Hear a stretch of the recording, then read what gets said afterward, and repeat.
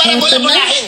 Kung talagang sincero kayo sa inyong pangako na tatanggapin nyo talaga, dapat tinanggap ninyo yung dalawang impeachment complaint na maayos ngayong araw na ito. Mga sinungaling kayo.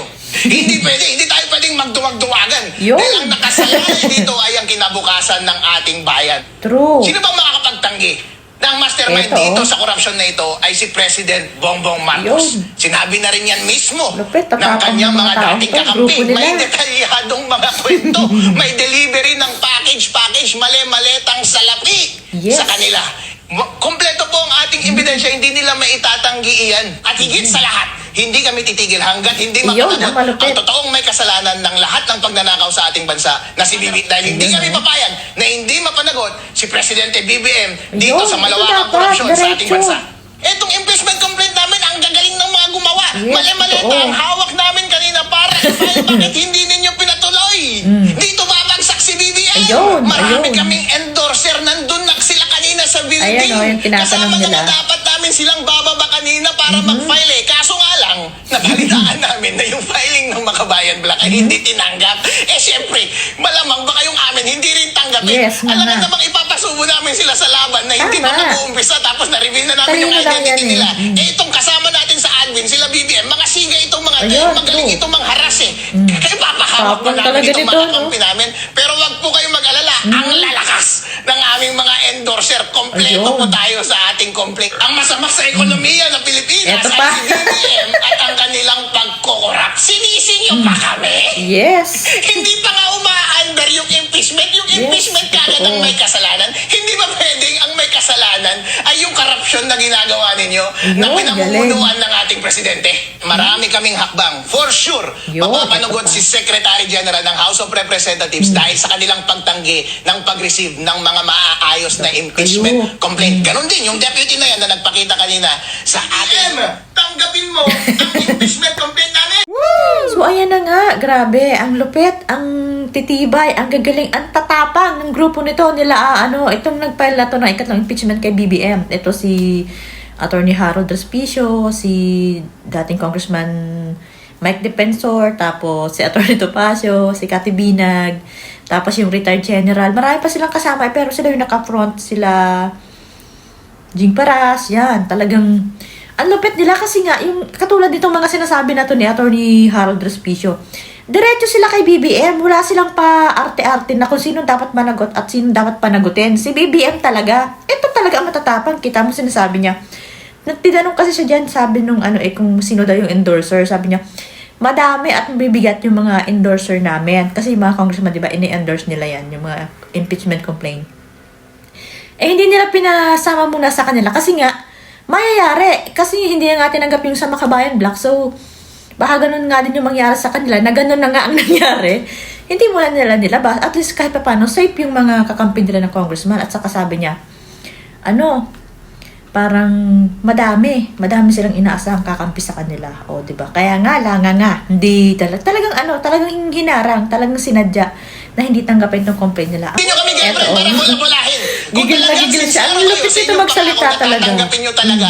Dapat tinanggap ninyo yung dalawang impeachment complaint na maayos ngayong araw na ito. Mga sinungaling kayo. Hindi tayo pwedeng magduwag-duwagan. Dahil ang nakasalalay dito ay ang kinabukasan ng ating bayan. Ang unang tungkulin po natin ay sa taong bayan, sa publiko, hindi sa presidente. Marami kaming endorser. Nandun na sila kanina sa building. Kasama na nga dapat namin silang bababa kanina para mag-file eh. Kaso nga lang, nabalitaan namin na yung filing ng Makabayan Black ay hindi tinanggap. Eh syempre, malamang baka yung amin hindi rin tanggapin.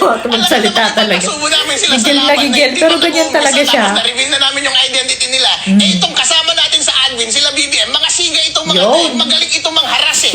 Kaya papahamak ba namin itong mga kakampi namin? Pero wag po kayong mag-alala, ang lalakas ng aming mga endorser. Kompleto po tayo sa ating complaint. Itong impeachment complaint namin, ang gagaling ng mga gumawa. Mali-maleta ang hawak namin kanina para i-file. Bakit hindi ninyo pinatuloy? Dito babagsak si BBM. Ang masama sa ekonomiya ng Pilipinas ay si BBM at ang kanilang pagkukurap. Sinisingyo pa kami. Makaka-apekto daw kasi sa ekonomiya yung impeachment. Impeachment kagad ang may kasalanan. Hindi ba pwedeng ang may kasalanan ay yung korupsyon na ginagawa ninyo na pinamumunuan ng ating presidente? Sino bang makakapagtanggol? tanggi ng mastermind dito sa korupsyon na ito ay si President ayan, diba? Walang paligoy-ligoy. Ganito dapat. ng kanyang mga dating kakampi. May detalyadong mga kwento. May delivery ng package, mali-maletang salapi sa kanila. Kompleto po ang ating ebidensya, hindi nila maitatanggi iyan. Lamang na-reveal na nila yung strategy nila. Yes, yung ito. scheme ninyo at modus ninyo na ang tatanggapin ninyo ay yung complaint na kayo na rin mismo ang nagsasabi na hindi siya aandar at madidismiss kagad. Hindi kayo talaga alam na natin ang playbook ninyo. Huwag na ninyong lokohin ang taong bayan. Dahil marami tayong kakampi sa Congress, sa House of Representatives. Hindi lang muna sila nagpapa-expose ngayon dahil dapat sabay-sabay. Ito nga na dapat yung trigger para lumabas silang lahat. Dahil ang dami nating kausap at lahat sila ay susuporta sa at higit sa lahat, hindi kami titigil hanggat hindi mapanagot ang totoong may kasalanan ng lahat ng pagnanakaw sa ating bansa na si BBM. Dahil hindi kami papayag na hindi mapanagot si Presidente BBM dito sa malawakang korupsyon sa ating bansa. Marami kaming hakbang. For sure, mapapanagot si Secretary General ng House of Representatives dahil sa kanilang pagtanggi ng pag-receive ng mga maaayos na impeachment complaint. Ganon din yung deputy na yan na nagpakita kanina sa ating. Wala daw siyang authority na tumanggap. Hello sir, ang authority mo nasa batas. Ang pinagpapasahan namin ay yung opisina, hindi yung taong absent. BBM! Galit na galit ang impeachment complaint namin. Nag-tender kami ng filing. Ibig sabihin, technically, legally, nag-file kami pero ayaw tanggapin. Since ayaw tanggapin, hindi rin kami makakapag-iwan ng kopya. Pero sapat na po yan, ayon sa batas para makomplete yung filing. Mananagot na lamang si Secgen at yung kanyang deputy sa Supreme Court. At alam namin, nagtitiwala kami na darating ang panahon pa rin, napakaikling panahon na lamang, mapapanagot din natin itong mga taong ito at higit sa lahat, yung ulo ng napakalawak na korupsyon sa Pilipinas na si BBM. Kung mag-iiwan kami ng kopya, baka itapon lamang. Ayaw nga hawakan yung papel namin eh. So, ayan na nga. Grabe, no? Ang tindi. Pero ganyan talaga siya. Ganyan talaga siya sa lahat ng interview niya. Kahit sa mga live video niya, ganyan talaga siya magsalita. Buhay na buhay, gigil na gigil, at walang kaano-ano, walang kakaba-kaba. Ganon siya kalupet si Attorney Harold to eh. Siya nga yung siya yung hindi masyado nagsasalita dun sa mga nagpan ng impeachment. Pero kasi siya ngayon naka-live. Kaya yan, bumawi siya. Bumawi siya ngayon sa mga interview.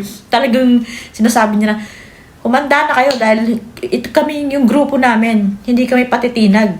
Talagang itutuloy namin tong laban namin na to. Yan dapat. Hindi yung kung ano-ano pa, diretso sila kay BBM. Talagang si BBM ang gusto nilang mapanagot. Yan dapat, ang tapang yan sila at si Mike Defensor din. Mula nung lumabas yun, tuloy-tuloy. Tapos talagang sumasama sila sa mga rally. Kitang-kita kasi nila, pag sa mga interview, ang gagaling ng mga sinasabi nila na, kitang-kita naman talaga natin na scripted na, wala nang patutunguhan, hindi makakarating sa talagang mastermind. Kaya kailangan nilang kumilos. Kita mo yan, walang sabi-sabi na magpapile siya, di ba? Balita na kagad sa Makabayan Black na magpapile. Sila, bigla na lang nag-live to si Attorney Harold. Tapos nandun na agad sila sa Congress, magpapile na kaagad. Yun nga. Mabuti nga kitang-kita naka-live kung paano sila hindi talaga ni-receive, as in walang gustong mag-receive. Di ba kahit sa anumang office, kung wala dyan yung pinakang head nyo, meron yung next na yun ang kahit sino doon, yun yung magre-receive. Saka nangyari na yan dati din na hindi naman kailangan yun ang mag-receive. Kung wala ka, meron ka namang assistant eh. Kaya may mga secretary, may mga USEC, di ba? Yung mga undersecretary na sinasabi nilang ganun. Or kung wala man yun parehas, meron pa rin OIC na naka-assign dyan. Hanggat wala sila, kung naka-leave sila, kasi may mga leave naman talaga. Pero yung ginawa sa kanila, matindi talaga. Planado talaga. Hindi, sinadya talaga na mag-file ng Monday na yun lang ang Kasi nga, once pala, sa Monday pala, kapag yun ay na-turn over na dun sa, Committee on Justice yata yun, ay wala nang pwedeng mag-file. Yun na yun. Ay kung ma-dismiss yun, bana ng 1 year. Sa next year na uli, ay wala na. Sabi nga dito ni Attorney Hard, wala nang parang late na yon kasi nga mag-e-election na. Di nakaligtas na naman ng 1 taon tong presidente na to. Kaya, grabe, ang galing. Tuloy-tuloy nga ay iba ang laban nila, may laban sila Attorney Jamie Bundok, sila Attorney Glenn. Kanya-kanya sila ng laban, pero talagang kahit pa paano, iisa ang tinutumbok nila, talagang si Marcos Jr. Ganun naman talaga eh. At ang daming eksena ngayon. Kaya, ang galing ng, nitong mga to, nagkakaisa talaga yung paninindigan nila na labanan si Bongbong Marcos. Yun ang kailangan eh. Yung pinakapuno, yung ugat talaga ng lahat ng nangyayari to. Yun dapat ang mawala eh. Once na mawala kasi yung isang yun, wala na rin lahat yan. Pati yung mga sanga-sanga niyan, wala na kasi yung ugat yung natanggal nyo eh. Ganun lang yun. Kaya magaling to, diretso talagang sinasabi niya. Kailangan panood talaga si BBM. O, si BBM talaga. siya yung mastermind. Yun talaga ang sinasabi niya. Kasi nga yung mga paliwanag din ng ibang mga kasama nila, siya talaga, kitang-kita mo doon sa mga sinabi ni Saldico. Kahit yung report nila, ng minority sa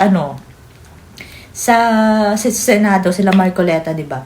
Meron silang ginawang parang pyramid na, ito si mga Diskaya, ito si Saldico, ito yung tapos si Gutesa, tapos lahat yun nagtuturo kay Martin Romualdez, tapos si Martin Romualdez, sino pang tataas doon? Si BBM talaga, di ba? Yun lang yun eh. Yun nga, ang matindi dyan, talagang napakawalang yan ang ginagawa nitong gobyerno to. Akalain mo yan, hindi mo tatanggapin? Bakit hindi mo tatanggapin? Takot ka. Kasi nga talagang ready itong mga to. Isang maleta ba? Dala-dala yung maleta. Isang maletang, ebidensya ang kanila. Samantalang yung tinanggap nila ay 4 na page lang yata. Parang kalokohan lang. Naku.